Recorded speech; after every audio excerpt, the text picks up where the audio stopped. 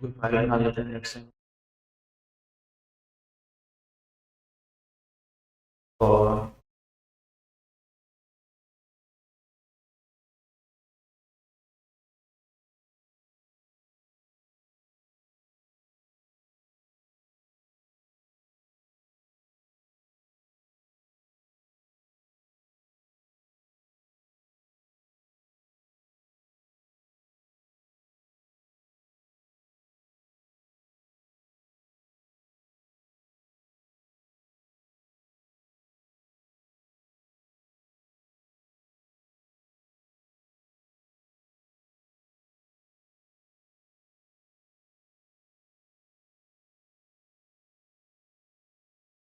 हमारा code execute कर लेते हैं। पहले बार हम थोड़ा सा टाइम लेगा, क्योंकि जब पहली बार वो कोड एग्जीक्यूट करता है तो वर्चुअल इन्वायरमेंट भी उसी वक्त ही क्रिएट करता है। पहले वर्चुअल इन्वायरमेंट में बनता है जब वो कोड एग्जीक्यूट करता है, एक्चुअली उस वक्त पहले वर्चुअल इन्वायरमेंट। डिफरेंट टूल्स हैं, हर किसी का जो वर्चुअल इन्वायरमेंट बनाने का टाइम है वो अलग अलग है। जो पोइट्री का टाइम है वो उस वक्त जब फर्स्ट कोड एग्जीक्यूट होता है, फर्स्ट टाइम।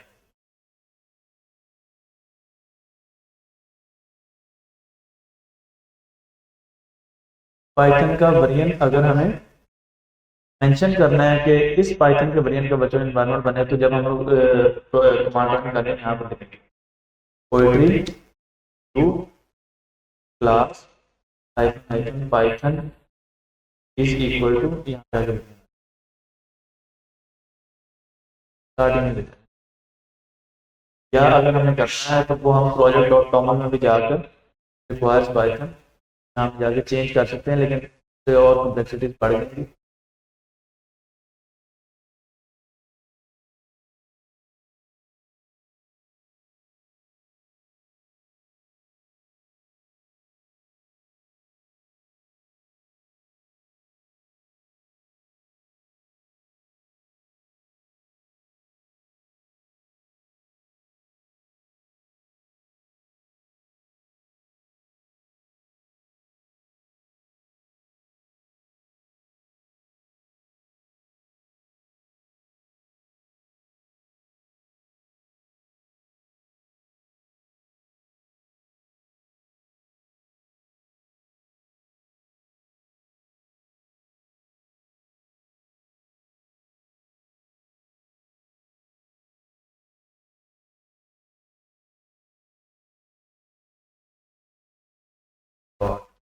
एंड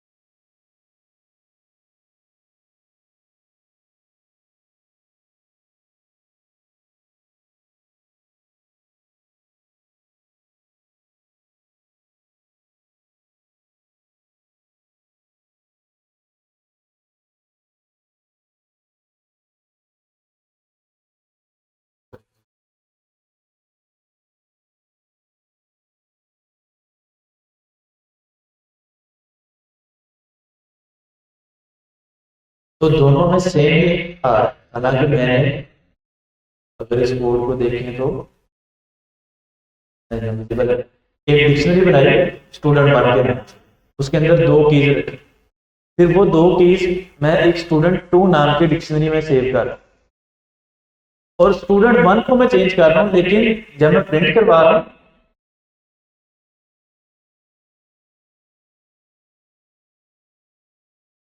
तो स्टूडेंट वन और स्टूडेंट टू सेम प्रिंट हुआ, फोन नंबर भी आ। हालांकि मैंने यहाँ पर फोन नंबर ऐड करने से पहले स्टूडेंट टू में सेव करवा।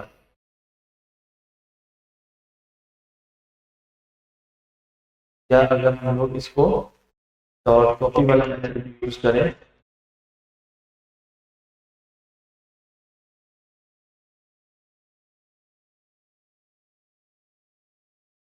तो ये डिफरेंट आ रहा है। अब दोनों में डिफरेंस क्या है? बेसिकली जो हमारी रैम है उसको आगे बहुत सारे फर्दर पार्ट्स में डिवाइड किया गया है मेमोरी को एफिशिएंटली यूज करने के लिए। इसमें से दो मेजर पार्ट हैं।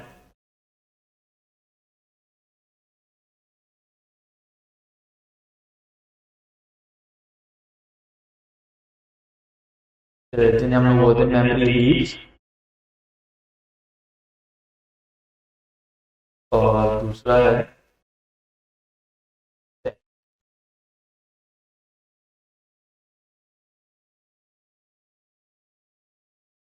जितनी भी user defined data type. User defined data type से मुराद है कि इसमें ये मेन डाटा टाइप डिफाइन कर दी गई है, उसको एक्सटेंड करता है यूजर। फॉर एग्जांपल अगर हम लोग लिस्ट की बात करें तो लिस्ट उन्होंने डिफाइन कर दिया है कि मल्टीपल एलिमेंट्स आएंगे विदाउट एनी की।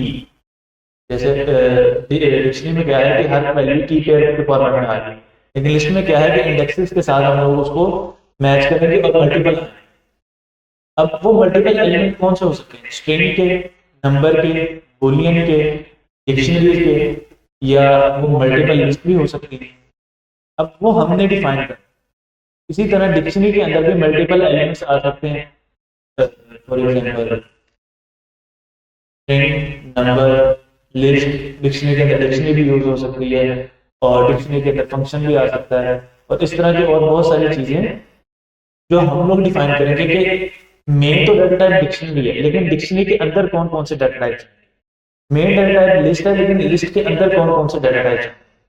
ऐसे डाटा टाइप जिसमें डेवलपर की इन्वॉल्वमेंट, जैसे अगर हम लोग लिखें स्ट्रिंग, तो स्ट्रिंग में हम ये नहीं बता सकते कि स्ट्रिंग के अंदर कौन कौन सी चीजें हैं। स्ट्रिंग में जो हमने लिख दिया वो एज स्ट्रिंग ही काउंट हो, लेकिन लिस्ट को हम लोग एक्सटेंड करते हैं कैसे कि ये लिस्ट है स्ट्रिंग की, ये लिस्ट है नंबर की, ये लिस्ट है बूलियन की, ये लिस्ट है डिक्शनरीज की, और ये लिस्ट है लिस्ट्स की। इसी तरह डिक्शनरी में भी हम लोग एक्सटेंड करते हैं कि डिक्शनरी की इसकी वैल्यू है स्ट्रिंग, इसकी नंबर है, किसी की डिक्शनरी भी हो सकती है, किसी की लिस्ट भी हो सकती है। इसी तरह मल्टीपल डाटा टाइप आ सकती है। तो जहां जहां पर डेवलपर की इन्वॉल्वमेंट हो रही होती है, यूजर डिफाइंड डाटा टाइप, इन्हें हम लोग रेफरेंस डाटा टाइप बोलते हैं। वो सारे के सारे डाटा टाइप्स मेमोरी हीप में सेव होते हैं।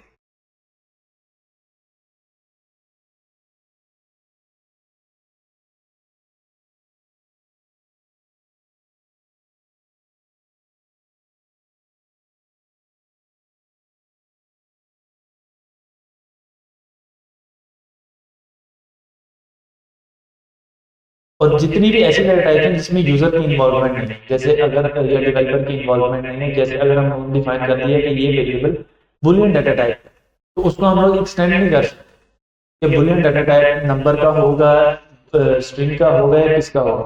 बुलियन डाटा टाइप का मतलब है कि आगे दो ही वैल्यूज है, ट्रू या फॉल्स।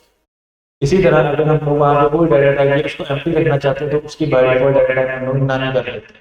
या अगर हम लोग स्ट्रिंग डिफाइन कर रहे हैं तो स्ट्रिंग के अंदर जो मर्जी करते हैं वो एड द स्ट्रिंग ही है, या अगर नंबर कर रहे हैं तो वो नंबर है, इंटीजर है फ्लोट में हम लोग बात इस तरह जितनी भी डाटा है जहाँ पर डेवलपर की इन्वॉल्वमेंट है। डेवलपर डिफाइन तो कर सकता है कि मैं इस वेरिएबल के साथ कौन सी डाटा टाइप यूज करूंगा, लेकिन उसे एक्सटेंड नहीं करता, उसी की लिमिट्स के अंदर, बाउंड्री के अंदर प्ले करता है। रेफरेंस में भी हमें बाउंड्री के अंदर तो प्ले करने हैं, लेकिन उसे हम थोड़ा सा एक्सटेंड कर सकते हैं अपने लिहाज से। अपने लिहाज से कैसे कि लिस्ट है, वो लिस्ट हम डिफाइन करते हैं कि किस चीज की हो, लेकिन स्ट्रिंग में हम ये नहीं डिफाइन कर सकते कि ये स्ट्रिंग लिस्ट की होगी, ये स्ट्रिंग नंबर्स की होगी, या किस चीज की होगी। स्ट्रिंग है बस, और ये स्ट्रिंग है। वो बाद में हमारी मर्जी कि हम डिफरेंट जो मेथड्स हैं, फंक्शन हमें यूज करके कैसे इसके ऊपर काम करें। ऐसे डाटा टाइप्स को हम लोग प्रिमिटिव डाटा टाइप्स बोलते हैं।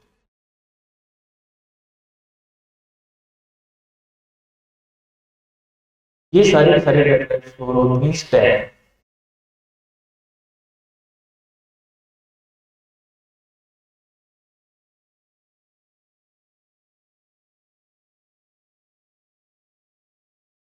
अब जितनी भी रेफरेंस डाटा टाइप्स हैं वो मेमोरी हीप में सेव होती हैं, और मेमोरी हीप में से रेफरेंस स्टैक में आती है। यानी जो मेन हम लोग डाटा या जो डाटा गेट कर रहे होते हैं वो डाटा गेट करते हैं हम लोग इस टैग से।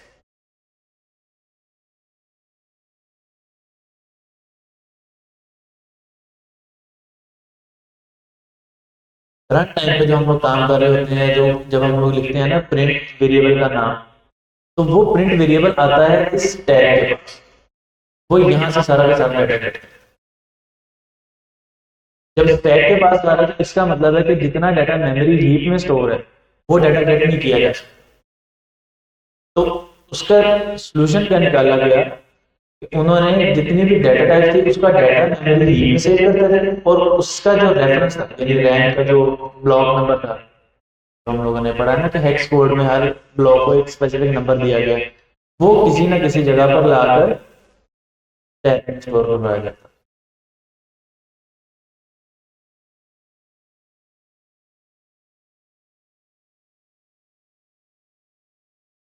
अब इसके अंदर उसको कैसे ला रहे हैं, आगे क्या क्या टेक्निक्स यूज हो रही है, उसकी डीप डेप्थ में हमें अभी जानने की जरूरत नहीं है।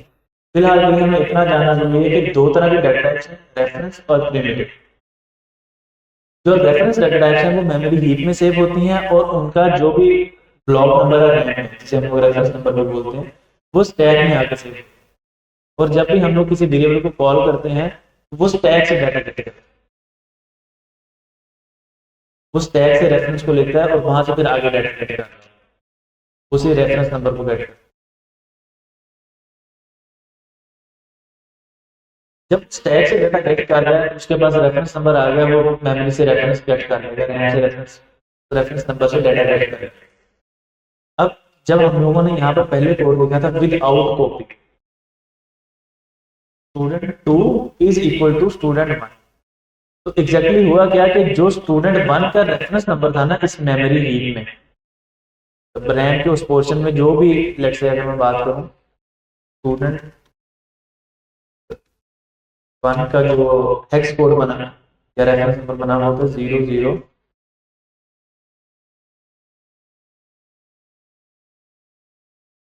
जब मैंने आगे कमांड चलाई ना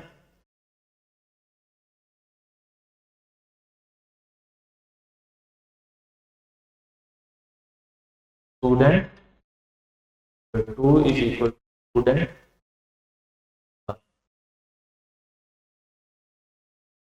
जब ये वाली कमांड एग्जीक्यूट की गई तो स्टूडेंट 1 का डाटा स्टैक से नहीं गया, क्योंकि स्टैक में सारे ऑपरेशन परफॉर्म हो रहे हैं। स्टैक में क्या होता है, सिर्फ और सिर्फ रेफरेंस, ये जितना भी ऑपरेशन परफॉर्म होगा ये मेमोरी के स्टैक वाले पोर्शन में ऑपरेशन परफॉर्म। तो जब स्टैक वाले पोर्शन में सिर्फ और सिर्फ रेफरेंस पड़ा था तो इस वेरिएबल का डाटा करने के बजाय रेफरेंस, स्टूडेंट 1 का जो रेफरेंस था वो, मतलब अब student 2 is equal to X0023A। अब चूंकि दोनों वेरिएबल्स का रेफरेंस है, इसलिए मैं किसी भी जगह पे डाटा अपडेट कर दूं, वो चूंकि दोनों वेरिएबल में रेफरेंस सेम है वो वहीं से डाटा करेगा।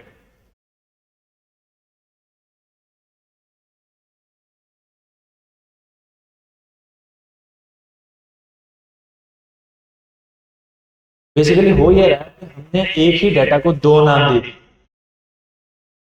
डाटा मेमोरी हीप में आके सेव हुआ एक जगह पर, उसने एक ही जगह पर सारे जितने भी ब्लॉक्स थे वो कवर किए, 5 10 15 20 जितने ब्लॉक रिक्वायर्ड थे वो सारे के सारे मेमोरी हीप में कवर कर।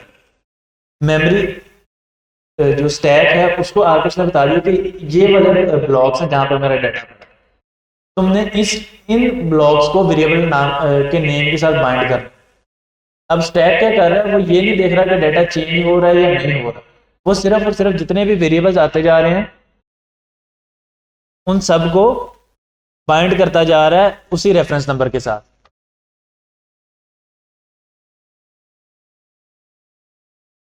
तो अब डाटा एक ही है लेकिन उसको हम लोग मल्टीपल नाम दे रहे हैं। मल्टीपल नाम कैसे दे रहे हैं, based on reference number. Reference number हमारा पीछे से है, रेफरेंस नंबर एक ही है जो हमारे मेमोरी हीप में, जब बाद में हमने डॉट कॉपी का मेथड लगाया और अलग अलग डाटा शो हुआ, उससे क्या हुआ कि मेमोरी हीप में जाकर नई डिक्शनरी बनी, मेमोरी हीप ने नया डाटा स्टैक में भेजा।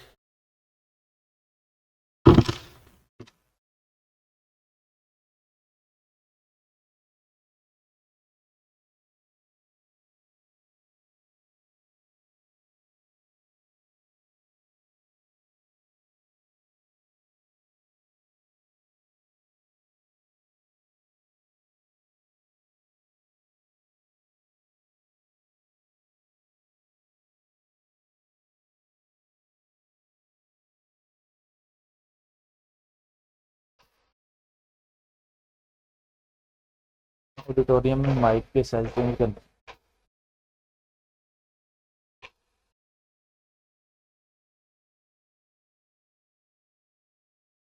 अब चूंकि जितनी भी हमारी रेफरेंस डाटा टाइप्स हैं वो सेव हो रही है मेमोरी में, जब तक मेमोरी हीप में, जब तक हीप में दो अलग अलग डाटा नहीं बनते तब तक डाटा सेम ही रहेगा। हम लोग 4 डिक्शनरीज ऐसे बना लें, वो चारों की चारों सेम होंगी, उन चारों में से किसी एक को भी अपडेट कर देंगे, बाकी सारी अपडेट हो जाए।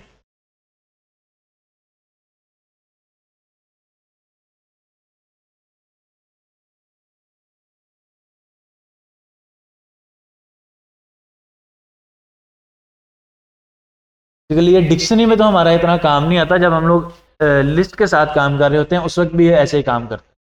फॉर एग्जांपल अगर मैं इन दो को कमेंट कर दूं और आगे लिस्ट बनाता हूँ, let's say 1 is equal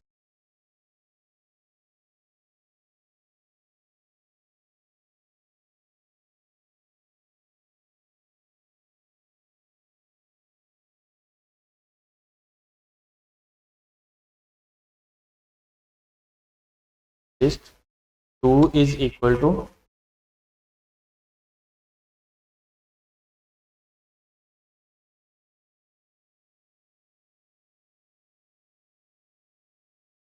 this is 1।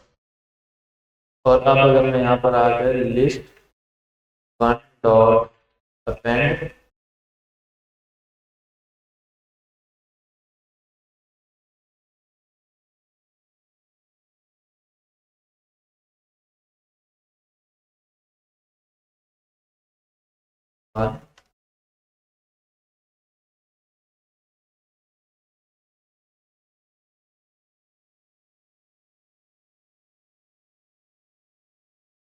तो दोनों सेम ही प्रिंट हुए।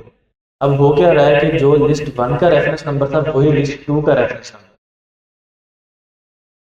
जो डाटा है वो एक ही जगह पर सेव हो रहा है दोनों का, लिस्ट 1 और लिस्ट 2 का। अब उनको अलग अलग करने के लिए अगर हम लोग चाहते हैं कि भाई लिस्ट 1 अलग से मैं इस्तेमाल कर सकूं, लिस्ट 2 अलग से इस्तेमाल कर सकूं, दो लिस्ट बनाने का तभी फायदा है ना कि अगर मैं उसे अलग अलग इस्तेमाल कर सकूं। अगर एक ही तरह से मैंने इस्तेमाल करना है फिर मुझे दूसरी लिस्ट बनाने का फायदा नहीं, तो ना लिस्ट 1 और लिस्ट 2 में अगर सेम ही काम हो रहा है तो मुझे लिस्ट 2 बनाने का यहाँ पर क्या फायदा हो। अब अगर मैं चाहता हूँ कि भाई मुझे लिस्ट 2 बनाने का फायदा हो तो मैं यहाँ पर मेथड लगाऊंगा पॉप।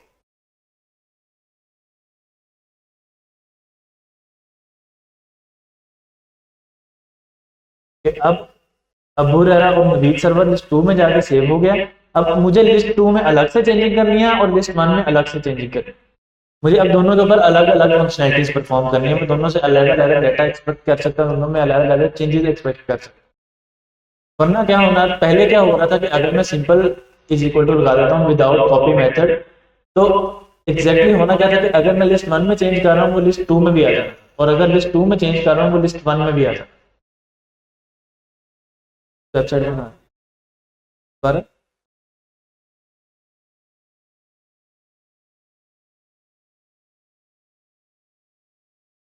दोबारा दोबारा मैं आपको क्वेश्चन नहीं लूंगा, वेबसाइट बनी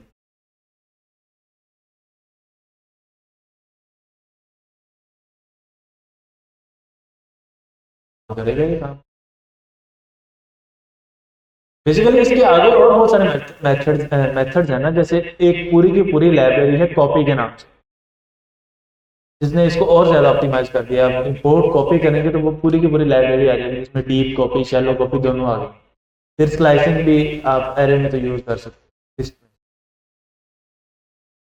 बहुत सारे मेथड हैं, आप डिपेंड करता है कि कौन सा मेथड आप कहाँ पर यूज करो। लिस्ट के लिए 3 मेथड है। एक ये डॉट कॉपी का मेथड जो पाइथन ने बिल्ट इन दी है, फिर इसके बाद एक एक्सटर्नल कॉपी की लाइब्रेरी है, मॉड्यूल है, जो आप लोगों ने लास्ट टाइम पढ़े भी होंगे। नमपाई मेरे ख्याल आप लोगों को पढ़ाई है, इंस्टॉल करवाई थी, और एक दो शायद और इंस्टॉल करवाई। और इसी तरह स्लाइसिंग भी यूज कर सकते। बेसिकली पहले हम लोग जो एक्सटर्नल मॉड्यूल था वही यूज करते थे, क्योंकि जो बिल्ट इन पाइथन के अंदर ये कॉपी का मेथड था, ये शैलो कॉपी ही क्रिएट करता था। शैलो कॉपी का मतलब है कि सेम ही रहता था, डाटा इज इक्वल टू वाला ही काम कर रहा था। लेकिन अब आ गई अपडेट, ये डिपेंड करता है कि हम लोग कौन सी जगह पे कौन सा मेथड यूज। अब एक ही मेथड हर जगह नहीं यूज कर सकते हैं।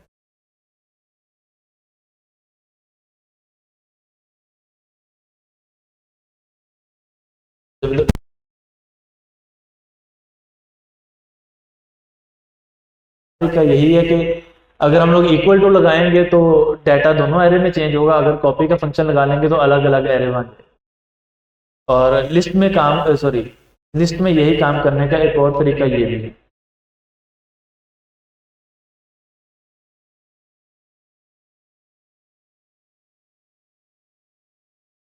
करते हैं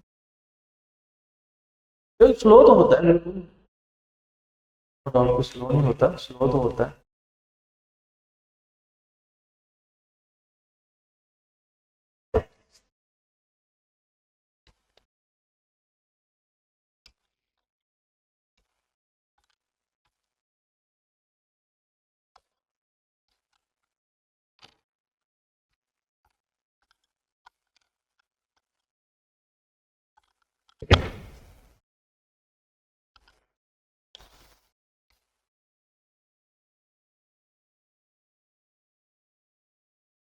जब हम लोग लिस्ट को उसमें गेमिंग वगैरह में यूज करते हैं तो फिर हम लोग सिंपल लिस्ट को नहीं यूज करते, जो डिफरेंट के ऊपर रैपिड चढ़ाए हुए हैं। जैसे लिंक लिस्ट हम लोगों ने पढ़ी होगी, अगर आप लोगों ने पढ़ी है, और क्यू है, और इसी तरह के और बहुत सारे डेटा टाइप्स हैं जो यूज होती है।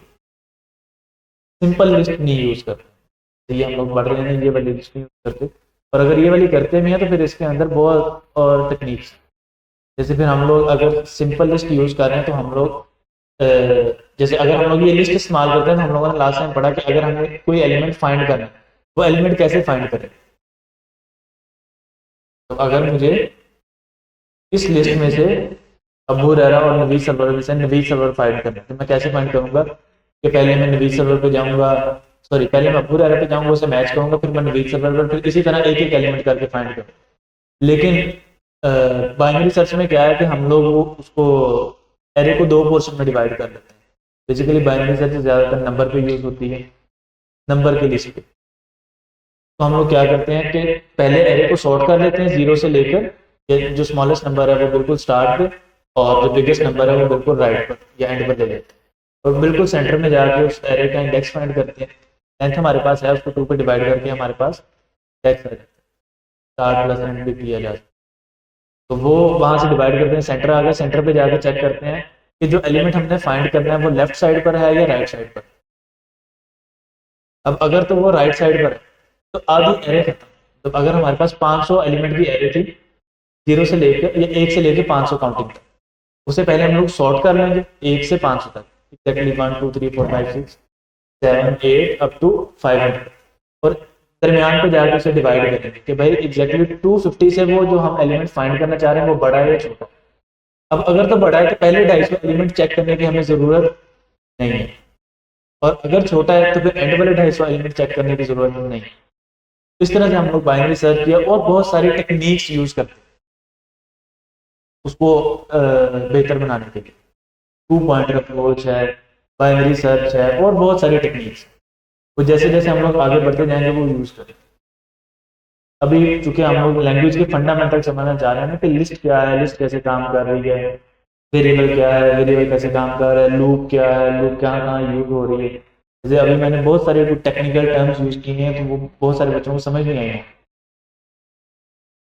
बाइनरी सर्च क्या है या 2 पॉइंटर अप्रोच क्या है, बेसिकली ये लूप लगाने के डिफरेंट मेथड्स कि हम लोग एक लिस्ट के ऊपर कैसे कैसे लूप लगा सकते हैं। उन लूप लगाने के मेथड्स को फिर आगे डिफरेंट नाम दे दिए।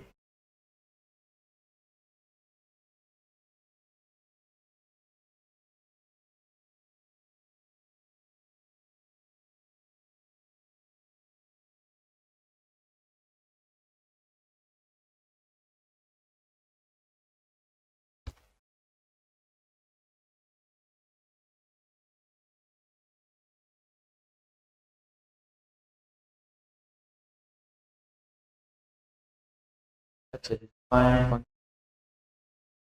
कर लेते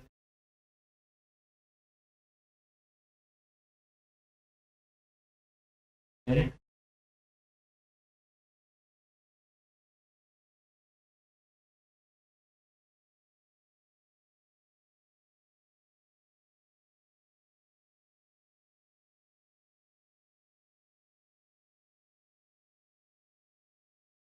अब मैं अगर चाहता हूँ कि भाई मेरी डिक्शनरी के अंदर फंक्शंस भी हों, तो बेसिकली हमारी डिक्शनरी क्या है कि जितने भी हम लोग अपने आसपास ऑब्जेक्ट्स को देखते हैं, जितनी भी हम लोग अपने आसपास चीज़ें देखते हैं, वो सारी की सारी उन सारी की सारी चीज़ों की कुछ ना कुछ प्रॉपर्टीज हैं और वो कुछ ना कुछ एक्शंस परफॉर्म कर सकते हैं।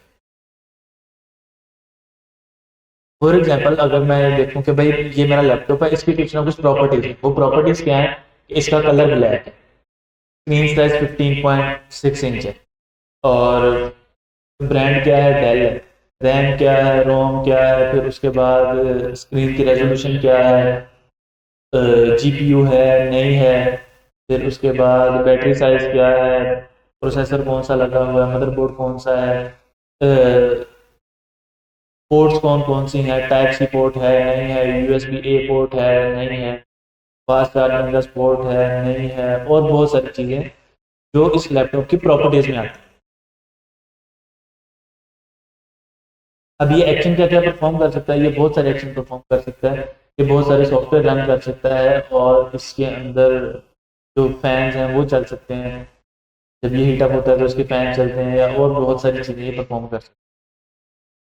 इसी तरह अगर हम लोग कार को देखें तो कार की बहुत सारी प्रॉपर्टीज हैं। फॉर एग्जांपल कार का कलर क्या है, ओनर कौन है, इंटीरियर कलर कौन सा है, और मटेरियल इंटीरियर में कौन सा यूज हुआ है, फैब्रिक है, लेदर है, तो फिर अब उसके फंक्शंस क्या है कि कार चलती है, ब्रेक लगती है, इंजन स्टार्ट होता है, इंजन स्टॉप, और डिक्की ओपन होती है, डिक्की क्लोज होती है, उसके ये सारे के सारे वो फंक्शन परफॉर्म करते हैं।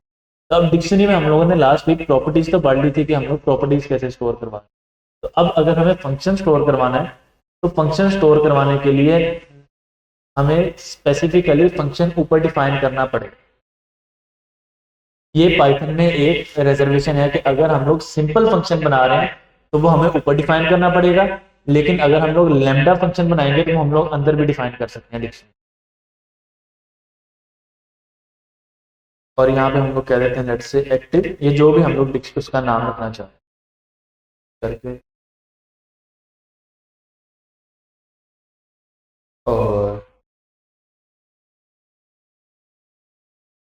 इस तरह से हम लोग अपनी डिक्शनरी के अंदर एक फंक्शन स्टोर कर रहे हैं। अब अगर मुझे इसी फंक्शन को कॉल करना है,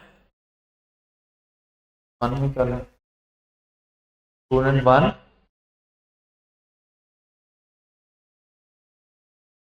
डिक्शन, और इसके फौरन बाद कॉल,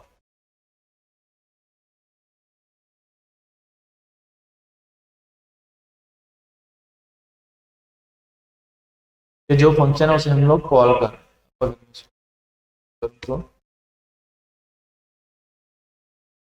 एक्टिवेटिंग। अब इसी तरह हम लोग जितने भी फंक्शंस मौजूद हैं हमारी डिक्शनरी के अंदर, वो सारे के सारे कॉल कर सकते हैं या मल्टीपल फंक्शंस बना सकते हैं। फंक्शन हमें पहले ऊपर डिफाइन करना है, फिर उसके बाद उसे नीचे सिंपल ऐड करना है। अब जब भी हम लोग फंक्शन नॉर्मली लिखते थे तो क्या करते थे, जब भी फंक्शन का नाम लिखते थे साथ में राउंड ब्रैकेट्स लगा देते। राउंड ब्रैकेट लगाने से क्या होता था कि यहाँ पर ही फंक्शन कॉल हो जाता, जब फंक्शन कॉल हो जाना था कोड एग्जीक्यूट हो जाना था। मैं चाहता हूँ कि फंक्शन कॉल ना हो, फंक्शन कॉल उस वक्त हो जब डिक्शनरी के थ्रू से कॉल किया। तो जब डिक्शनरी के थ्रू मुझे उसे कॉल करना था, मैंने राउंड ब्रैकेट्स उस वक्त लगा, स्टार्ट। अगर मैं स्टार्ट पे लगा देता जब मैं यहाँ पे स्टोर करवा रहा हूँ तो कोड यहाँ पर ही एग्जीक्यूट हो जाना था, नीचे कोड नहीं चलना।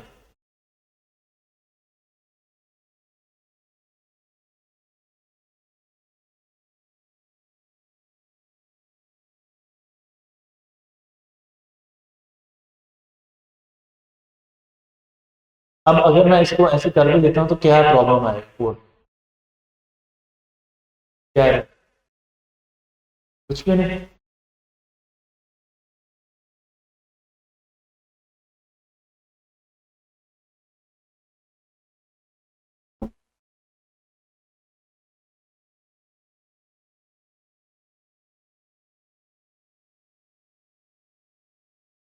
Type error string object is not called.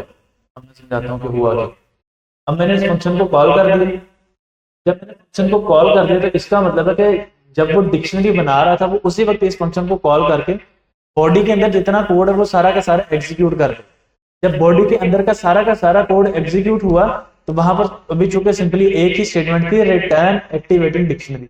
इस फंक्शन ने ये वाली वैल्यू रिटर्न कर दी। जब वैल्यू रिटर्न करता है फंक्शन तो वो हम किसी ना किसी वेरिएबल में स्टोर करवा लेते हैं या प्रिंट स्टेटमेंट के थ्रू प्रिंट करवा देते हैं।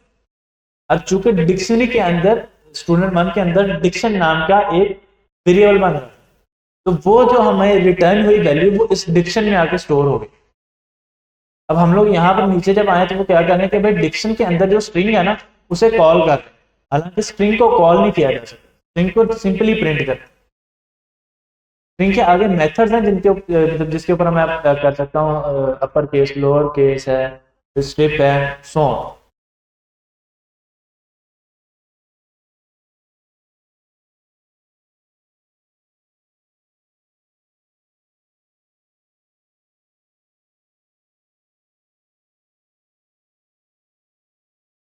तो ये थी डिक्शनरी और लिस्ट, यहाँ तक क्लियर है। मेन दो डाटा टाइप्स हमारी थी, तो ये हमारी डाटा टाइप्स वो है जो हमारी